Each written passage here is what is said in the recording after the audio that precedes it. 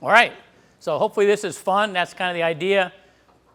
With this talk, I want to kind of start. I mean, the theme of the talk is going to be looking at this period of time over the last several interglacial periods, mostly during the last interglacial, MIS 5e forward.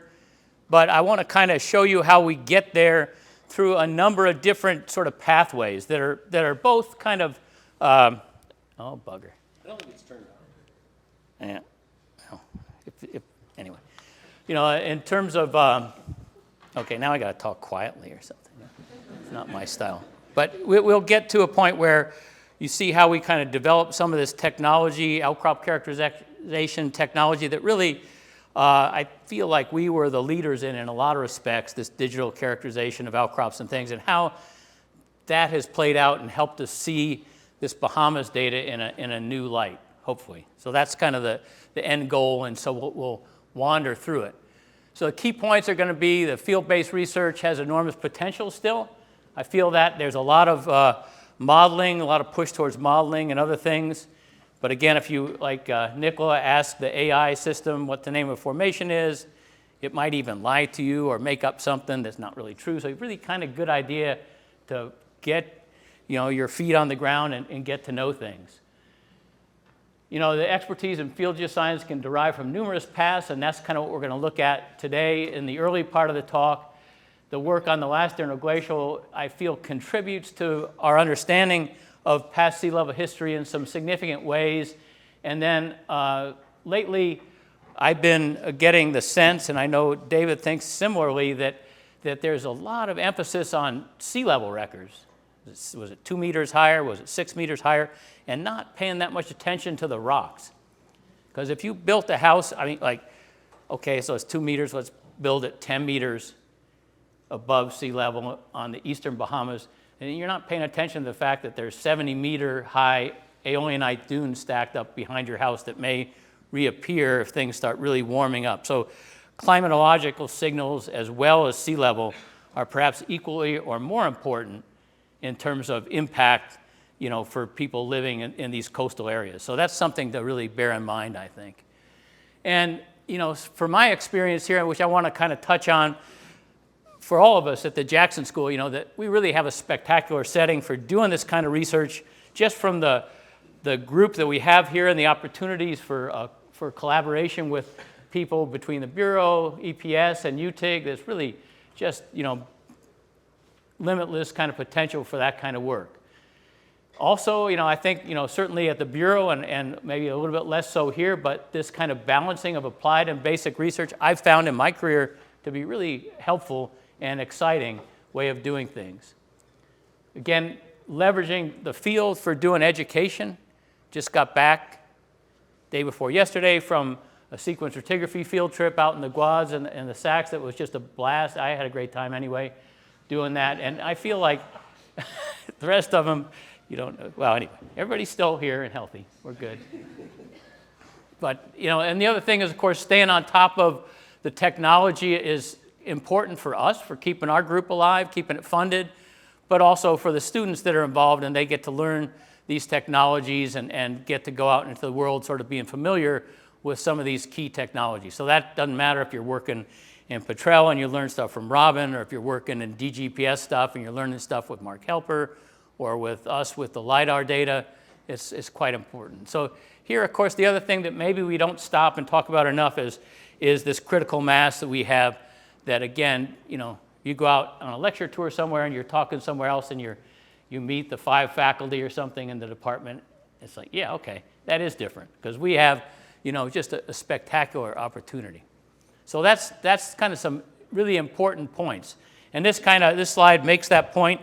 For me, these are all people that I've done research with and published papers with here at the Bureau. Some are students, some are co-workers across the board. This was in the Washington Journal, right, Kelly? Wall Street Journal, I mean, sorry. Anyway, it's different. But this is a group that I've really enjoyed working with here over the years. There's also definitely some safety certified boat technology there, but just a great group of colleagues that we've worked with over the years here. So here's the outline. We're going to talk a bit about how we got started with this RCRL consortium. It's basically been a huge boon for our research because we've been able to maintain continuity since 1987. It brought in about $30.6 million to our group, and it's supported students, it's supported researchers, and it's kept the continuity going. Basically, when I got down to the department, I was able to sort of expand my teaching role, but build a lot of the field experiences we had at the Bureau into that education. And I'll just take a short detour here. It's going to have to be pretty short, but I thought it's kind of a cool detour where, you know, we do respond to some of our sponsors' interests. And I remember when the Total guys said, you know, we're not remotely interested in the Permian. We'd much rather you study the Cretaceous. So I said, okay, we'll take a look. And that turned out to be an awesome sort of side trip. And then Steve Bachtel, a good friend of ours, they came in and funded a lot of the early trips to the Bahamas and Turks and Caicos, and that's how we got going in that area, which turned out to be a really neat direction. It's something that I'm still active in today. And the way we're doing that is a way, again, I don't think anybody else is doing something at a similar scale that's super helpful, looking, instead of going to places and picking out one point and saying, that's peak sea level on this island, we're basically tearing apart the entire island and looking at the entire dynamic record of the sea level migration through the last interglacial to come up with a really solid estimate of what that is. So how it got started again, here's one of my mentors, Bill Fisher, who basically, I know some of you guys don't know that he has a paper in Science on reserve growth. So one of his early ideas that was very impactful for me was pointing out that in addition to discovering new fields, which had definitely tailed off by the early to mid 80s, that there was a substantial remaining oil potential and a lot of oil fields basically controlled by geologic heterogeneity. So basically, you'd always say so roughly 33, 33, 33. So there's kind of 30-odd% of residual hydrocarbon that you're just not going to produce unless you modify the viscosity of the oil by injecting CO2. 30% of it's going to be from oil that's already produced, and then the remaining potential is controlled by the geologic variability in the reservoir that has not been contacted by oil wells. So that got us funded, that idea through university lands. We started doing a bunch of work then, both in the subsurface, but it was also the reason why I started doing a lot of work in the field. When I interviewed at the Bureau, I always mentioned this, that it was explained to me that we don't do field work at the Bureau. That's just not what we do. So I, as usual, sort of nod, sure, that's fine. Anyway, been doing a lot of field work ever since. These are a couple of products. Those of you who've been up the Permian Reef Trail know this guidebook that Don Bebout and I helped edit. And then Bill Fitchin and I put this story together for the early part of the Guadalupean story. But that got us going. And then we've kind of brought quite a number of students through that whole process, you know, and theses, dissertations out there that have really, again, added to our story. So here's where we went first. This is the Guadalupe Mountains that many of you have been familiar with. If you fly on Southwest over to El Paso, this is the mountain range here, particularly if you're going in the early morning hour or in the evening. This is the evening light. And then this is this long Algerita escarpment that we were just on with the group a couple of days ago. And that's Lawyer Canyon, where we did quite a bit of sort of reservoir scale mapping. Here's a view of the outcrop. Again, it looks steep, but it's really not. It's a relatively easy place to hike around on. And here's a group there measuring a section. I think Kelly's over in one of these next groups. Just hanging out over here, measuring a section. And then the next groups, I think, got Nick Ettinger and my oldest son measuring a section over on the point. That's when it sort of looks kind of steep, but it's not. And then Chris Zahm is actually doing the drone video. There he is. So this is a spectacular outcrop. This is me measuring a section, and early on we actually were measuring in feet. That should notice those are feet increments. That's Shay Nance and myself. And then here's Shay taking core plug. We did a lot of porosity permeability mapping across the outcrop, took some behind the wall cores to kind of characterize things. And within the space of about 18 months, actually, we put together the first high-resolution kind of cycle-scale flow models for the outcrop, had started to map the permeability heterogeneity in the outcrop, and started to understand through simple black oil simulations what was going on in terms of water injection, oil production, and you could see these lenses of bypassed oil, which is exactly the kind of thing that Fisher was talking about, and we started to understand what was controlling that. So a lot of progress in a short period of time, and we did that detail work, but of course we had to expand out, and we basically mapped the entire shelf to basin profile for the San Andres Formation, and we were able to fit all these different analog fields that are producing in the basin to these different settings in the outcrop.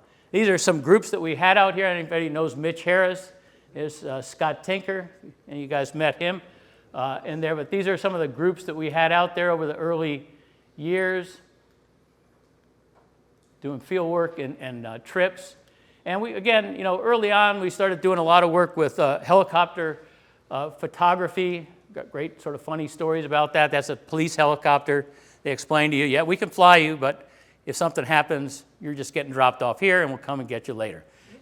But that never did happen, but I did have to no, actually it did happen. Anyway, and then this is Ned Frost doing lidar, ground-based lidar imagery in Western Australia. There's an airborne lidar image of McKittrick Canyon showing you the types of geometries. And then early on, we started using both the ground and air lidar to put together three-dimensional models, both seismically and with just simple measured sections and geostatistics.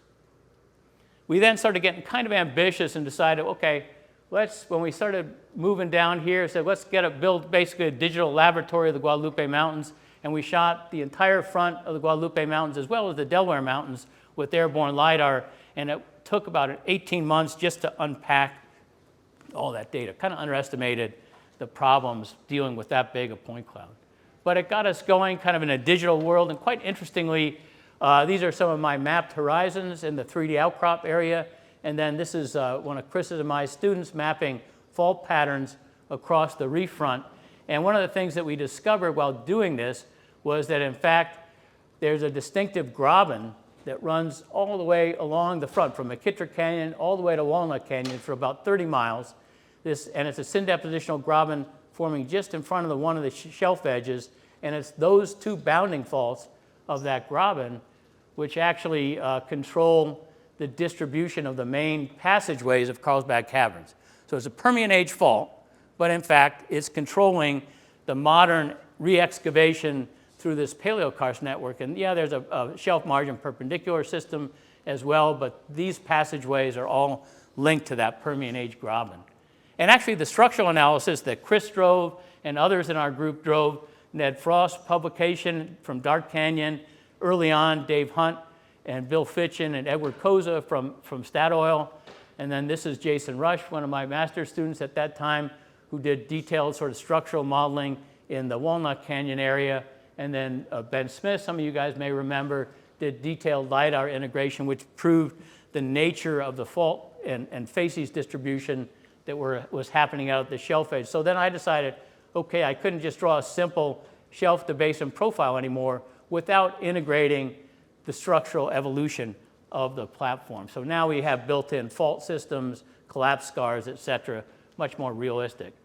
So basically, you start out with P.V. King's work, and then Lloyd Prey's model for the Guadalupe Mountains, then the Exxon Production Research Group, and then our group basically from the entire Permian section, not just the Guadalupean, and from much farther back on the shelf out into the basin, we have a much higher resolution framework.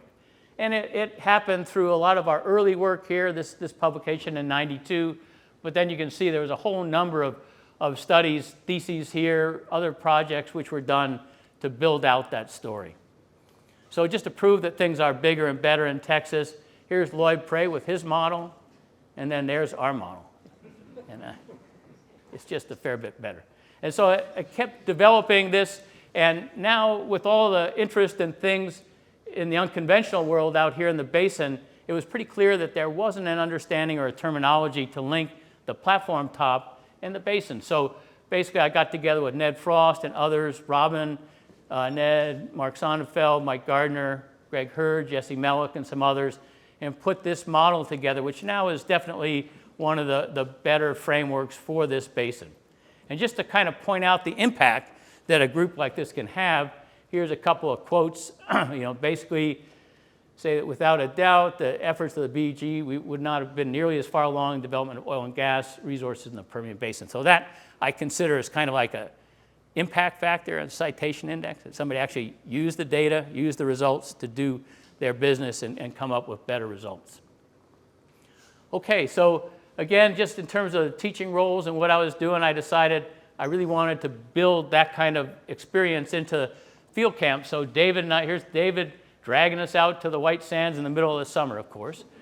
But then we also did quite a bit in terms of basic skills development, presentation, oral and written work, and got out in the field. So here's a group that we worked along this rather steep cliff, the Shattuck Valley Wall. Everybody's still smiling and has survived through that experience. But a lot of them were up on the top of the McKittrick Canyon Reef Trail. That's usually where we ended up the first day of the hike.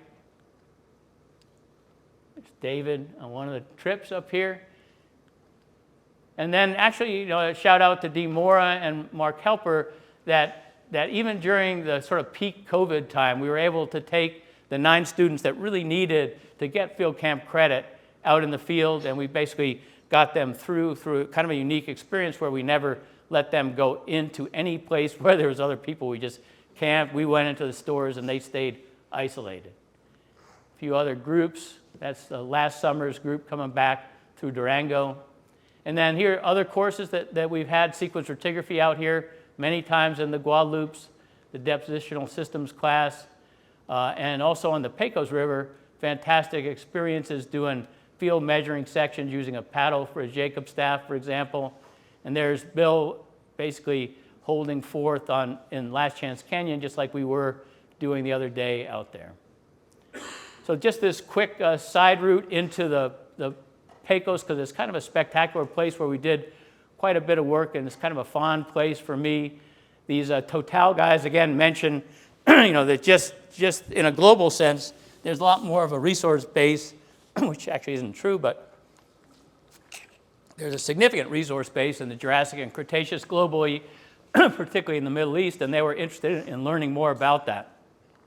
So I had a friend, James Lee Wilson's kind of a famous carbonate expert, world famous guy that agreed to come along with us. And here's Claude Delas, the head of Total Research, and Pierre Lehman, a colleague of mine, myself and Jerry Lucius there in the back. And we started exploring the canyon, and really a very spectacular place. If you've never been along the Pecos River, this is the first section that we measured by this guy Lee Kidd's house, and he actually let us stay there. The first time we ran a trip there, he basically turned the entire house and bunkhouse over to us. So we started there. It was quite complicated getting the canoes down to the river, but anyway, we made it work. It was it was an interesting experience. So here's a view of this Painted Canyon, one of the more spectacular outcrops, beautiful geology, great swimming hole, one of the best swimming holes in Texas, and beautiful rock art up one of the side canyons. And it just shows you the ability we had here to work continuous outcrop. The first time I was out here, or early on in this experience, Jerry Lucia and I got a broadcast video guy and the police helicopter, and we flew the entire canyon, both north and south, flew under the high bridge, under the railroad bridge with this guy because he was just trying to scare us because we figured we were hippies from Austin, and he would give us kind of a run through. But there's some of the early trips that we took on different places. And it's kind of a fun experience. I took the undergrad honors group out one year, and they had quite a time. This is always kind of fun here. This is where you put in, initially, one of my favorite memories and pictures. I couldn't find it, but it's like, this is where you put in at the Pandale Low Water Crossing, and this one student of ours, will go nameless, basically, I got this picture of him and his buddy standing in the water with a canoe flipped over, and in the background, you can see this. They made it maybe like 100 yards before they flipped, but whatever. This is everything. Everybody's always excited. There's Sam Hebert all ready to go. Abdullah, let's go. And then, of course, things typically get more complicated. So here's people in the water. There's people all over the place. There's gear, there's canoes, there's food floating down the river. Wine, I usually keep a close eye. I don't let anybody have my wine in their canoe because I don't trust them. And just an amazing place to sort of talk geology, get people to see what you want to see, just an unbelievable scene. And every night we would camp right on the river here, pull up the canoes, and just an amazing place. We came up with kind of a high-resolution framework here that really matched very well what was going on in the Middle East. So this turned out to be a great guide. I even had a guy from Shell who had an option to either come with me down the Caicos River on a trip or go to Mallorca, and he decided he'd come with me down the Caicos River. I'm not sure he would do that a second time, but anyway, he did it the first time. That these are nice direct analogs for this type of work, and it did open up some other things. So these are products of one of our master's and PhD students, Mohammed Falata, who did work in the Jurassic for his master's and pretty much studied the entire Cretaceous of the Saudi Arabian outcrop for his PhD. And a lot of this kind of work with Aramco, with the different groups down there, has really led to a long time collaboration in that world. So then we're shifting now. We're going to take a look at getting into the meat of the story here with the modern carbonate. So there's Steve Bachtel, and they funded us for the first 2 years outright from Conoco to go down and look at modern and Pleistocene sediments. And this kind of opened up a whole new set of questions, certainly for me. Basically, we started particularly with the Pleistocene, not so much the Holocene, which is still not. David loves to walk around in the mud, but that's just not my thing. So the Pleistocene outcrop is what I love to look at. And basically, I thought, okay, how can we tackle these kind of outcrops with all the experience we've gathered from these other areas and kind of leverage that? So a lot of these groups are more into like going, grabbing a sample, getting an age date. And even my buddies that are carbonate specialists don't do a lot of scuba diving, so they didn't even look at that kind of data. So there's a lot of opportunity down here, and we could apply it both to the LIG story, and then in addition to the LIG sort of global mean sea level story, what are the sediments telling us about climate? And you might care. This is Abaco after Hurricane Dorian went through. And they quote numbers for people missing. And they're probably off by an order of magnitude because there's a huge population of undocumented people. Again, sea level rose, storm surge 7+ meters, average elevation 5 meters. There's people missing off the island. And these were all these Bahamian pine trees. They look like toothpicks now. And just the devastation on the island, we were there a year and a half afterwards, was just unbelievable. So for me, studying this kind of thing, I started out working in the Precambrian, and now I'm working in the Pleistocene, and people are arguing about things plus or minus 1,000 years. So I'm having a great time. And they also know the magnitude of sea level, plus or minus a few meters. I'm just not that into details. But that, it's just spectacular. The resolution, the information that's held in these records is allowing us to do stratigraphy in a way that we never were able to do it before. But the challenge was, this is one of Chris's drone shots going along the coast of West Caicos. You've got this amazing continuous outcrop, but how do you document it? How do you capture that? I can't get a helicopter down here because I can't afford it. And at the time, this was 2007, 2008. I remember Steve Bachtel taking David and I and our group down here, and he wanted to get us down, I think, to this cove here, or it was actually a little bit further north. And we had about 1.5 miles to walk, and we couldn't make it more than 20 feet before we had to stop, take a picture, whatever, because the outcrop is so spectacular. So what that led to basically was us starting to apply drone technology, and this is 2011, I think we started doing this. One of Mark Helper and Sharon Mosier's neighbors, Robert Ewens, was kind of a drone nerd sort of in the early days, built his own drones, did his own stuff. And while David was saying, I'm going to buy a fixed-wing drone and give it a go.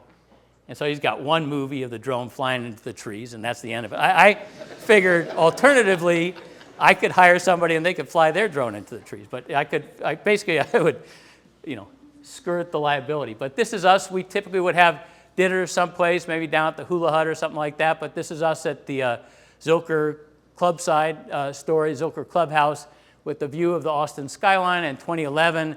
And we had this guy, Robert, fly this drone into the crowd, totally unannounced. So people were hanging out, having a beer. I got somebody playing a fiddle and stuff. And then here's this, and it's a pretty big drone, not a small drone like this. It flies in, people step on that, it shoots 100 feet up in the air.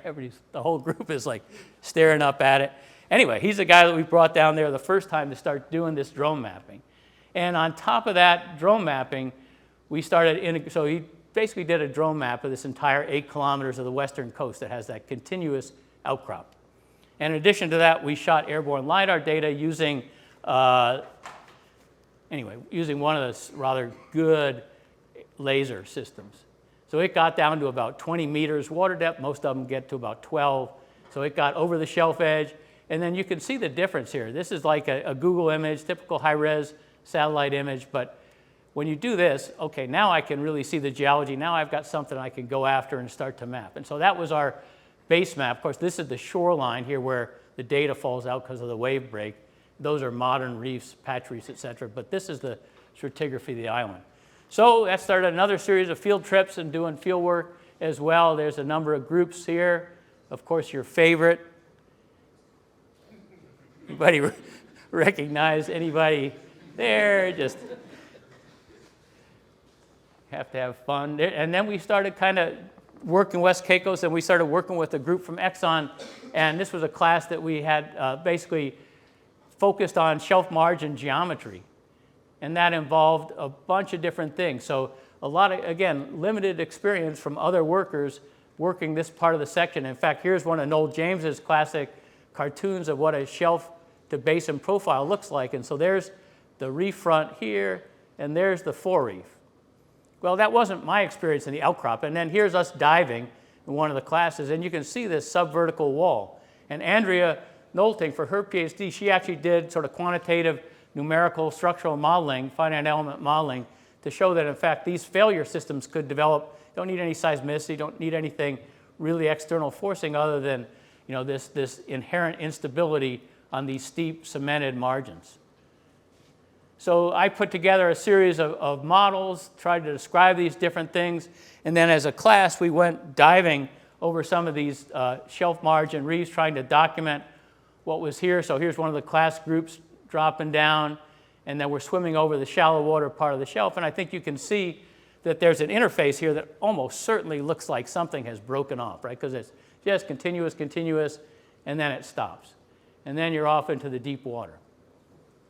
And this is, again, the dive master's over on the left, and I'm looking down into these blocks and somewhat following this chart, but focusing on the allochthonous blocks that are down here. There we go. In here. So these are spectacular, huge, house, university building size blocks. Here's the guy here. And then in a minute, you'll see the class kind of always lagging a little bit behind, coming down the wall. It's kind of a unique way to get to know your class, including my son, who tend to panic a little bit with the oxygen deprivation thing or something, but all in his own mind. Here, we'll get it in a second, then I'm going to have to shift to the next one. I think Chris is already down here, Zom with me, there he is. And then here's the rest of the class coming down the wall. So yeah, this is a pretty vertical wall that we're looking at. Another view of this from West Caicos, there's a collapse scar right there, and we're going to swim right out the collapse scar. I had a little bit of an equipment failure, so I had to go back, fix something, and then come down and meet the class, and then we swim out to the edge again. Here you see this big drop-off again, and we're just going to swim out over the edge, and you'll see this image of this vertical wall. So this is the thing. Typically, 100 meters of vertical wall is kind of what we see. Anywhere between 60 and 100 meters is a kind of a characteristic profile. And although a lot of the shallow water reefs, the fringing reefs, are dying, most of the reefs out here are in very good shape. So these reefs in usually about 20 meters down to about 80 meters of water depth are very healthy, very basically, diverse communities. There we're just kind of swimming along the wall, always checking my depth, and then get a view out. So there's that vertical wall that we're interested in. So we took those kind of observational data, and of course had an inkling into that because my Western Australian supervisor hammered it into me too.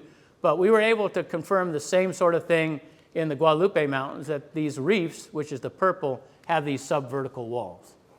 Okay, so now finally we'll get to the main sort of title of the talk, which is understanding this last interglacial signal. And we approached it in the opposite way of our colleagues from Miami, who always do lots of work on the modern sediments and not that much work on the islands. So here's a tandem data set going from Great Inagua and Turks and Caicos all the way up to Abaco and Grand Bahama, Florida Keys. And what you're seeing colored is the elevation data for the islands, not looking at the modern sediments. So it might be a little bit disorienting. You know, here's all the detail on the modern carbonate platform, but just gray for the islands. So we're going to flip it, and we're going to start adding geology into the islands. And there's quite a few questions about this, because one of our first projects we did was to map the West Caicos coast and document this big unconformity, through-going unconformity between the lower and the upper marine isotope stage 5e, and then I read papers about how it really doesn't exist. I was like, that doesn't make sense, because it's actually the most obvious contact in the entire outcrop.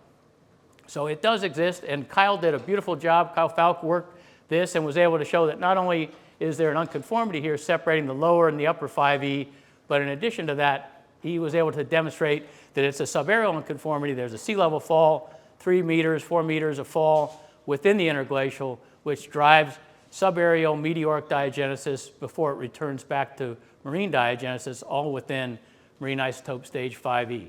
So there are a number of publications which show that likely there's this large oscillation, or significant oscillation, not large, but significant within marine isotope stage 5e.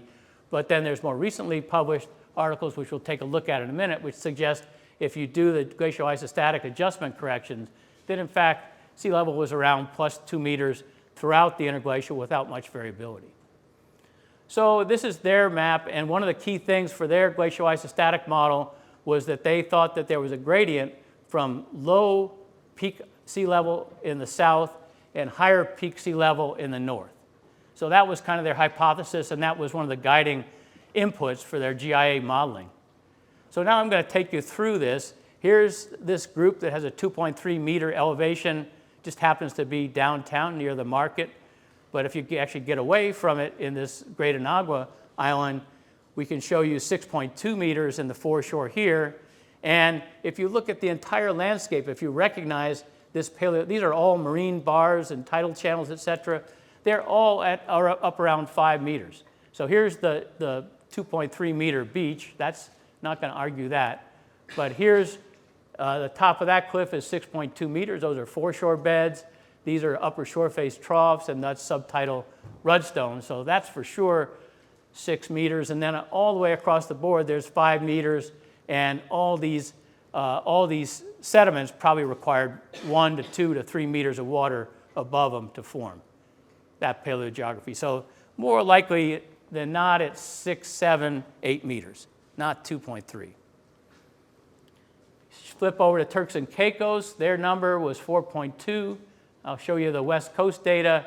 It's more like basically 5.8. So lots of beautiful geology we can do here. I did an original model, and that's where I unfortunately guided these guys to on their own. They didn't ask me what was going on, but they measured 4.2, and they called it Boat Cove over there. Actually, Boat Cove is over here. But it turned out that the peak interglacial high stand here was 5.8 meters down to the south part of the coast. Moving up to the Acklins and Crooked Island, 4.9. There's a pretty well documented plus 10 meter elevation there. San Salvador, where we've done a ton of work, they had a number of 5.8. We had a number of 5.5 from the same outcrop at Grotto Beach.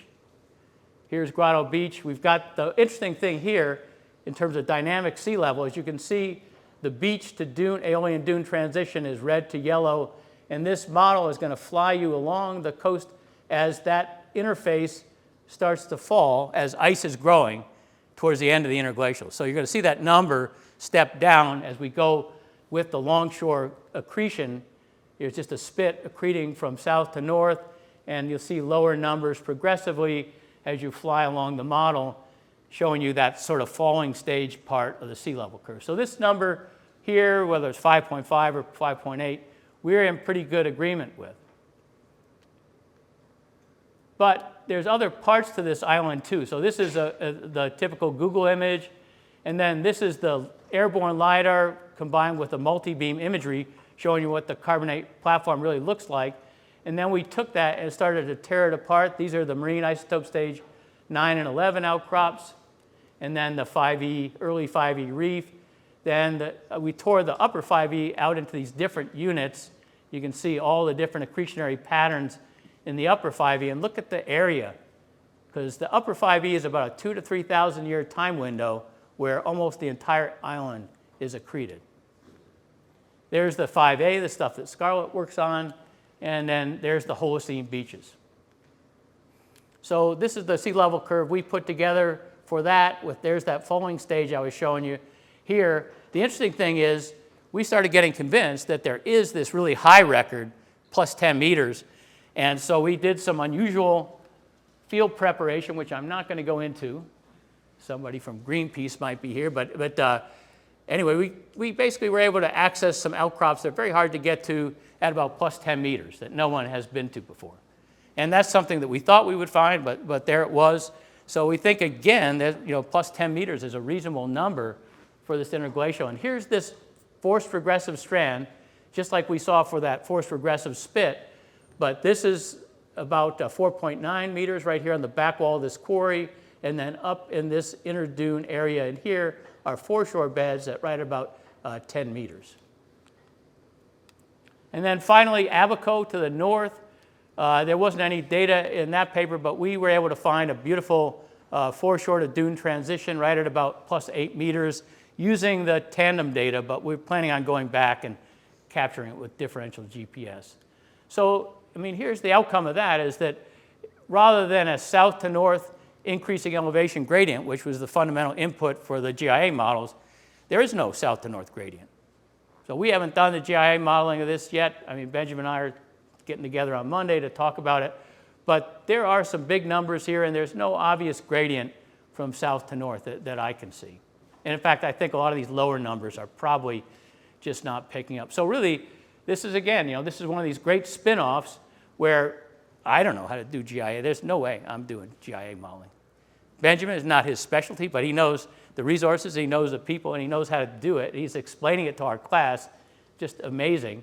But he's been just really helpful, really critical in kind of moving us out of the old-fashioned outcrop analysis mode that I'm in and doing some more modern sort of glaciology and modeling to understand the implications of the shoreline records along with the students and all of their unique products. So again, that was last year's group. This is this year's group, and back in February, that's our mode of transport there. And here's one of the groups getting differential GPS measurements in the Coburn Town Reef and that falling stage spit, and then a couple other places. So just to kind of wrap up then, thinking about this relative importance of global mean sea level versus these climate signals.